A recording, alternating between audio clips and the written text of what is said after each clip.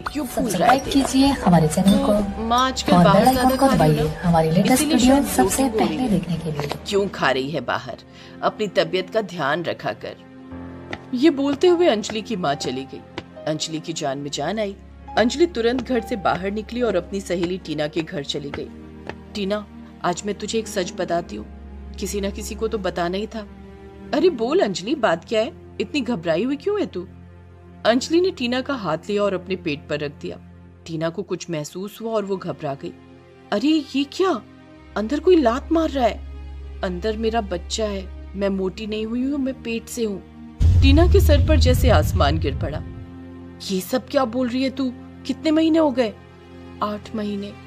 1 महीने में तेरी शादी अंजलि, इसका मतलब शादी के समय पर ही तेरी डिलीवरी होगी। लेकिन ये सब हुआ कैसे? इस बच्चे का बाप कौन है?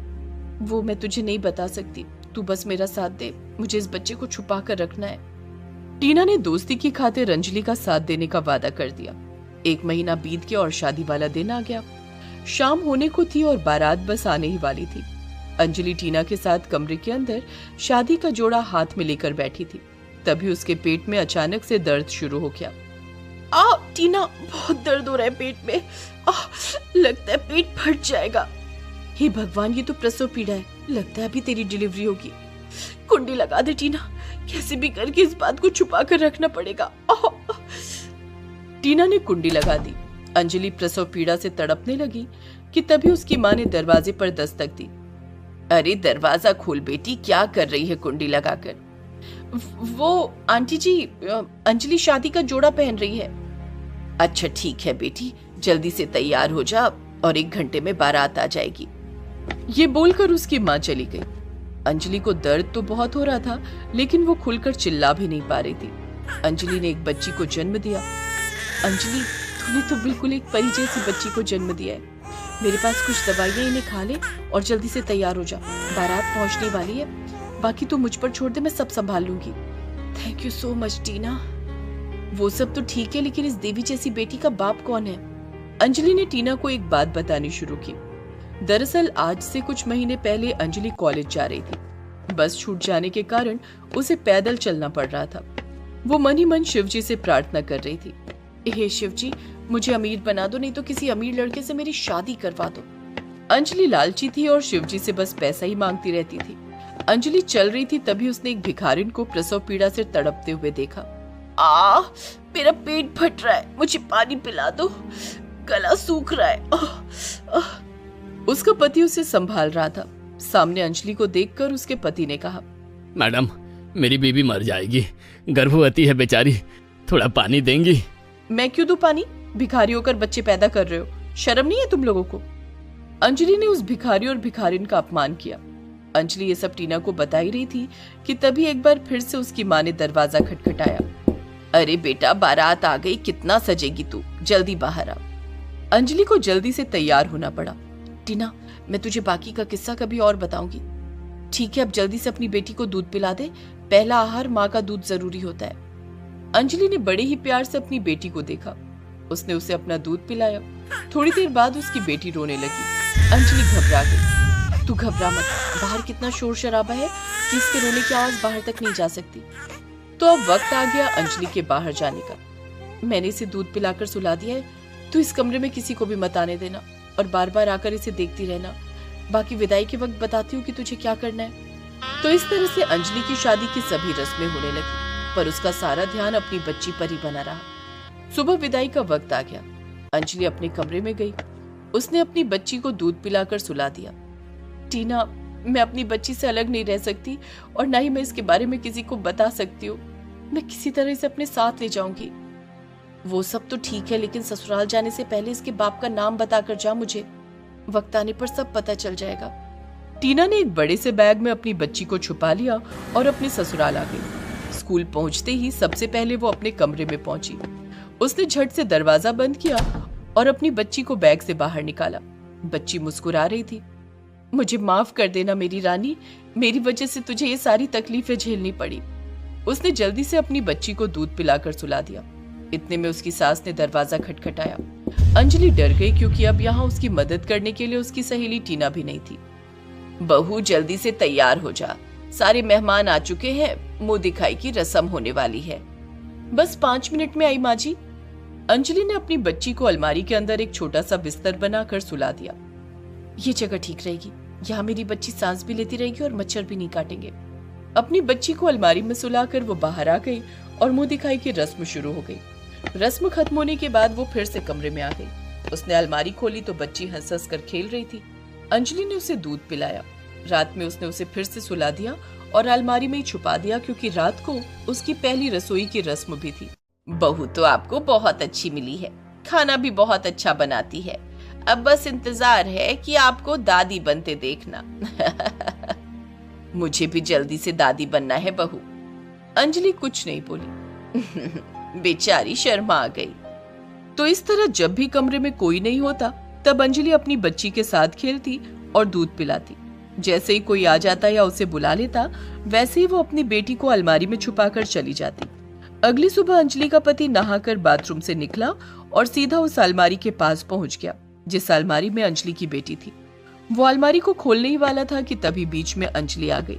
अरे अंजलि, सामने से हटो, मुझे अपने कपड़े लेने हैं, मुझे ऑफिस के लिए लेट हो रहा है। अब आप कुंवारे नहीं रहे जो आप अपना काम खुद करेंगे। मैं हूं ना आपकी सेवा में। आप रुकिए, मैं आपके कपड़े निकाल देती हूँ। ठीक है अंजलि, तुम जल्दी से कपड़े निकाल दो, तब तक मैं बाल झाड़ लेता हूँ। शादी की वजह से 1 हफ्ते से ऑफिस नहीं जा पाया। आज जाना था लेकिन शायद लेट हो जाएगा। अंजलि का पति जैसे ही वहां से हटा वैसे ही उसकी जान में जान आई। उसने कपड़े निकालकर अपने पति को दे दिए। उसने अपने पति को नाश्ता दिया। उसका प्यार और सेवा भाव देखकर उसका पति बहुत खुश हुआ। खैर, वो ऑफिस चला गया। अब जल्दी से अपनी बेटी को जाकर देखती हूँ। अंजलि भागकर अपने कमरे में गई और दरवाजा अंदर से बंद कर दिया। इसके बाद उसने अलमारी से अपनी बेटी को निकाला, उसे दूध पिलाया और उसके साथ खेलने लगी। बेटी, मुझे माफ कर देना। मैं तेरे पिता के बारे में या तेरे बारे में किसी को नहीं बता सकती। कोई मेरी बात का यकीन नहीं करेगा। अंजलि बार बार कमरे से निकलकर कुछ न कुछ काम भी करती रहती थी ताकि किसी को जरा सा भी शक न हो। शाम के वक्त वो किचन में खाना बना रही थी। बहू, आज रात के खाने में क्या बनाने वाली है तू? माँ जी, जो आप कहें मैं वो बना दूंगी। तुझे पालक पनीर बनाना आता है? हाँ माँ जी, बहुत अच्छा बना लेती हूँ मैं पालक पनीर। ठीक है, तो पालक पनीर ही बना दे। अगर किसी मदद की जरूरत हो तो बोल देना। नहीं माँ जी, आप आराम कीजिए, मैं सब कर लूंगी। उसकी सास वहां से जाने लगी कि तभी अचानक अंजलि की बेटी रोने लगी। अब अंजलि के पसीने छूट गए। अब उसे बिल्कुल समझ नहीं आ रहा था कि क्या करे। तेरे कमरे से किसी बच्चे के रोने की आवाज आ रही है। माँ जी, वो मेरा फोन बज रहा होगा। मेरे फोन की रिंगटोन है वो। ऐसी रिंगटोन कौन लगाता है? माँ जी, उस दिन आपने कहा था ना कि आपको दादी बनना है, उसी बात को खुद को याद दिलाने के लिए मैंने बच्चे की रोने वाली रिंगटोन लगा रखी है। अरे वाह, लगता है जल्द ही तू मुझे दादी बना देगी। अब जल्दी से अपना फोन उठा वरना बजता ही रहेगा। मैं जाकर टीवी देखती हूँ। हाँ हाँ, आप जाइए। उसकी सास वहां से चली गई। अंजलि ने एक गहरी सांस ली और ऊपर वाले का शुक्रिया अदा किया। उसके बाद वो भागकर सीधा अपने कमरे में चली गई। उसने अपनी बेटी को गोद में लिया और दूध पिलाया, तब जाकर वो शांत हुई। हे भोलेनाथ, बस मेरी बच्ची को और मुझे ऐसे ही बचाए रखना। तो ये अब अंजलि का रोज का काम हो गया। ऐसा करते करते 1 साल बीत गया। बहू, तू तो मुझे दादी बनाने वाली थी। 1 साल बीत गया, अभी तक कुछ नहीं हुआ। माँ, आप परेशान मत होइए, हम आज ही डॉक्टर के पास जाएंगे। अंजलि अपने पति के साथ डॉक्टर के पास चली गई। देखिए, मैंने इनकी जांच की, ये माँ बन सकती हैं। परेशान होने वाली कोई बात नहीं है। वैसे भी इससे पहले भी तो ये माँ बन चुकी है ना। अंजलि का पति ये सुनकर हैरान हो गया। उधर दूसरी तरफ अंजलि की बेटी परेशान हो रही थी। उसकी माँ अभी तक घर नहीं लौटी थी। वो माँ को ढूंढते हुए अलमारी से निकलकर रेंगते हुए कमरे से बाहर आ गई। उसकी सास ने उसकी बच्ची को देख लिया। इतने में अंजलि और उसका पति भी घर आ गए। सारी सच्चाई जानने के बाद उसके पति और सास ने मिलकर अंजलि और उसकी बेटी को खूब मारा। बोल, कौन है इसका बाप, वरना जान ले लूंगा। मार खाते खाते अंजलि की छोटी सी बच्ची मर गई। अरे मार डाला, मेरी बेटी को मार डाला। हे भोलेनाथ, मेरी बेटी को बचाओ, मेरी बेटी को बचाओ। किसी को ये पता ही नहीं था कि उस बच्ची का बाप कौन था।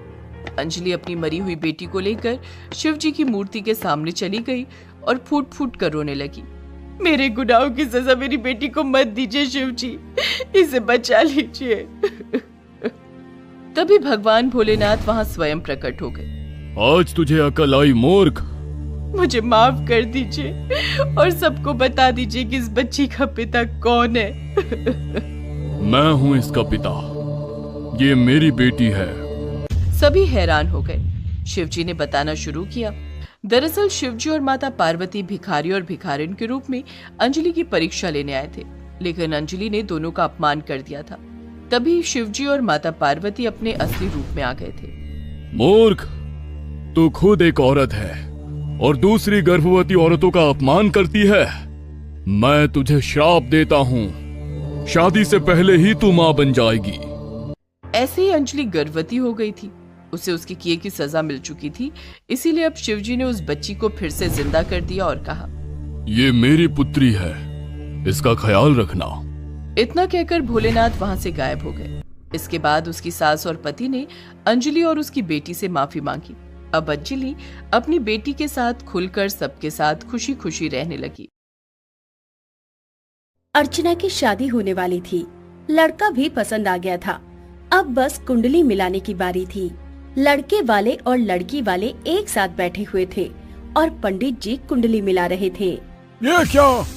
ये तो घोर अमंगल है। ये सुनकर सभी चौंक गए।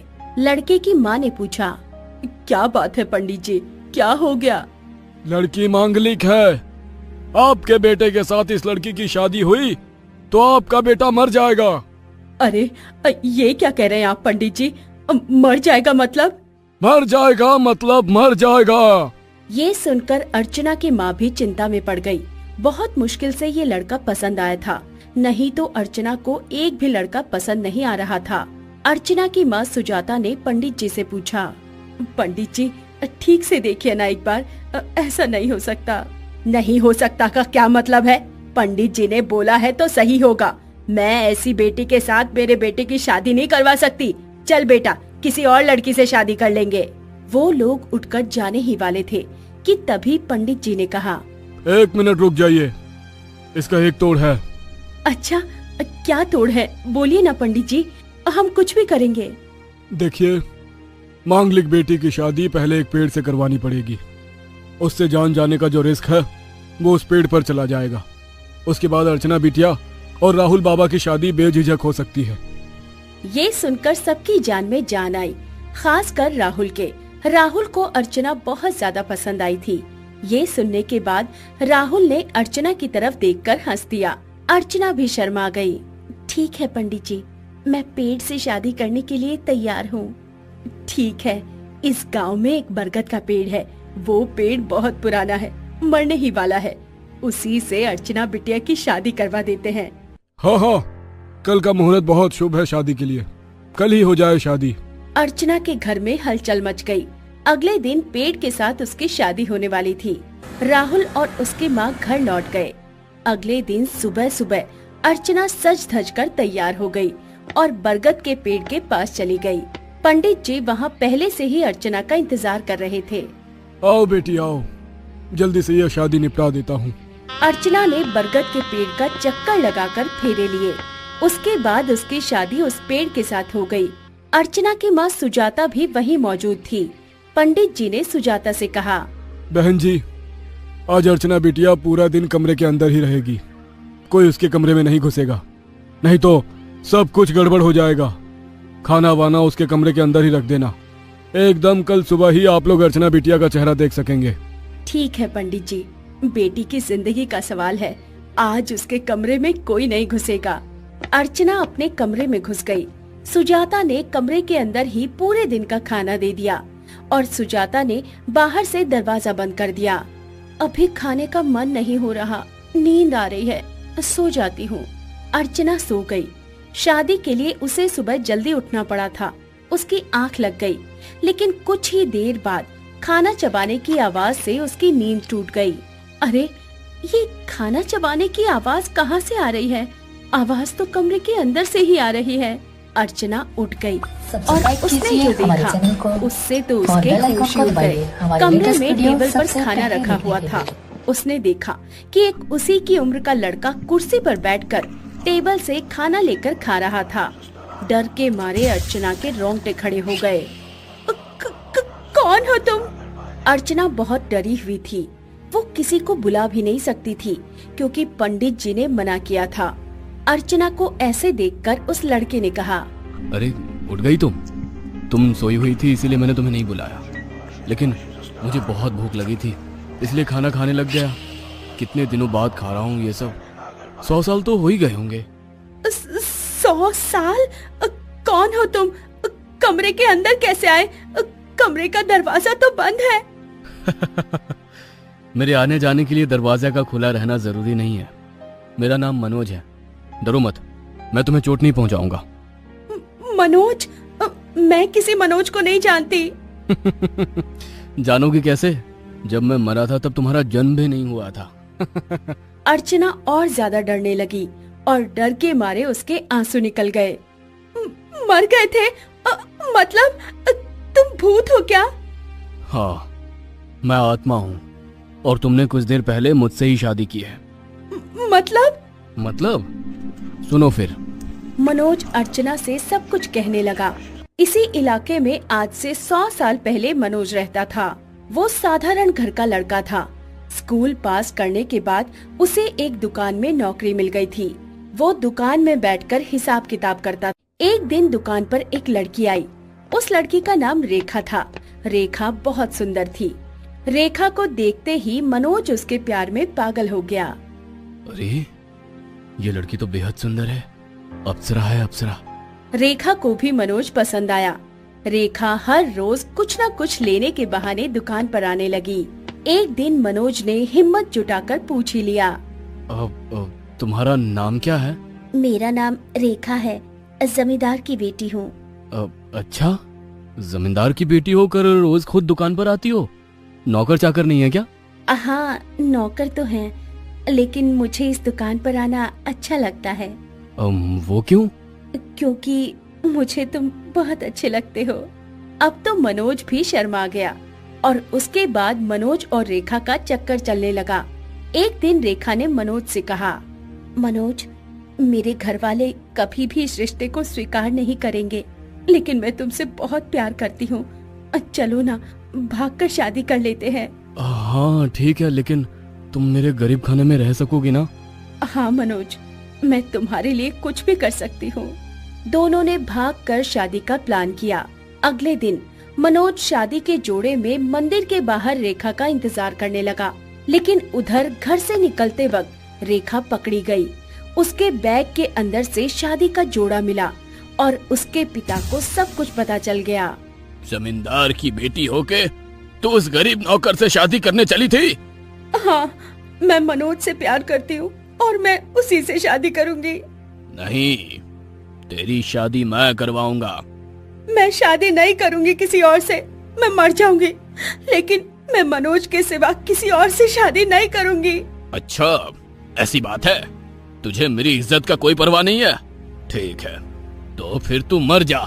ये बोलकर रेखा के पिता ने रेखा को मार डाला और अपने गुंडों को लेकर मंदिर के बाहर चला आया। वहाँ मनोज खड़ा था। मनोज डरकर भागा नहीं, वो डटकर वहीं खड़ा रहा, लेकिन जमींदार के गुंडों ने उसे भी मार डाला और उसी बरगद के पेड़ के नीचे दफना दिया। इतनी देर से ये कहानी सुनते सुनते अर्चना की आंखों में आंसू आ गए थे।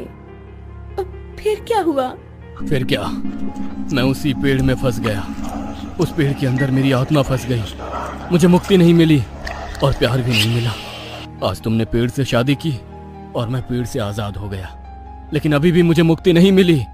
और अगर मुझे मुक्ति नहीं मिलेगी तो तुम्हें भी मुझसे छुटकारा नहीं मिलेगा, क्योंकि शादी तो तुमने पेड़ से की है, लेकिन पेड़ के अंदर मैं था। इसका मतलब तुमने असल में शादी मुझसे की है। और तुम्हें कैसे मुक्ति मिलेगी? मैं अधूरा हूँ, मुझे प्यार की भूख है और प्यार मुझे रेखा से ही मिलेगा, लेकिन मुझे नहीं पता कि रेखा को मार के उन लोगों ने कहाँ दफनाया था। वो भी बेचारी कहीं पर अटकी हुई होगी। तुम उसे ढूंढने में मेरी मदद करोगी? हाँ जरूर, दो प्यार करने वालों को मिलाने के लिए मैं कुछ भी कर सकती हूँ। वो दिन कमरे में बैठकर ही गुजर गया। मनोज को सिर्फ अर्चना देख सकती थी। अगले दिन सुबह सुबह अर्चना और मनोज घर से निकल गए। कहाँ जा रही है बेटी? राहुल और उसकी माँ आने वाले हैं, शादी की डेट फाइनल करनी है। आप लोग कर लो माँ, मुझे जरूरी काम है। मनोज के साथ वो निकल गई। वो दोनों इधर उधर रेखा की आत्मा को ढूंढने लगे, लेकिन 100 साल पुरानी बात किसे याद थी। पूरा दिन ढूंढने के बाद भी उन दोनों को कुछ नहीं मिला। अर्चना घर वापस आ गई। 3 दिन बाद उसकी शादी फाइनल हो गई, लेकिन जब तक रेखा नहीं मिल जाती तब तक अर्चना की भी शादी नहीं हो सकती थी। अगले दिन भी वो दोनों ढूंढने लगे, लेकिन उन्हें कुछ नहीं मिला। सुजाता उदास होकर घर पर बैठ गई और रात को उसके दिमाग में कुछ आया। अच्छा, और रेखा जी को घर के अंदर ही मारा गया था ना? हाँ, क्यों? ये भी तो हो सकता है कि घर के आसपास ही उन्हें दफनाया गया हो, या फिर घर के आंगन में। हाँ, ये भी हो सकता है। ये तो मैंने सोचा भी नहीं। फालतू में पेड़ों पर ढूंढ रहा था। लेकिन जमींदार का घर कहाँ था? सुना था एक भूकंप में सब कुछ बिखर गया था। हाँ, मुझे पता है जमींदार का घर किधर है। चलो। वो दोनों एक जगह पर आए, जंगल के बीच में। उसी जगह पर जमींदार का घर हुआ करता था। वहाँ पहुंचकर मनोज जोर जोर से पुकारने लगा, रेखा, कहाँ हो तुम? यहाँ हो क्या? तभी एक पेड़ से जवाब आया, मैं यहाँ हूँ मनोज, मैं कब से तुम्हारा इंतजार कर रही हूँ। मनोज को देखकर रेखा पेड़ में से निकल आई। दोनों की आंखों में आंसू आ गए। दोनों ने एक दूसरे को गले लगा लिया और दोनों को मुक्ति मिल गई। अर्चना को भी मनोज से मुक्ति मिल गई और अगले दिन राहुल के साथ उसने शादी की और खुशी खुशी ससुराल चली गई। दोस्तों, आप सभी इस वीडियो पर अपनी माँ की लंबी आयु के लिए कमेंट में आई लव माँ जरूर लिखें। दुर्गा माँ जरूर आपकी इच्छा पूरी करेंगी। और हाँ, इस वीडियो को लाइक जरूर कीजिएगा। दोस्तों, आप हमारे चैनल को जरूर सब्सक्राइब करें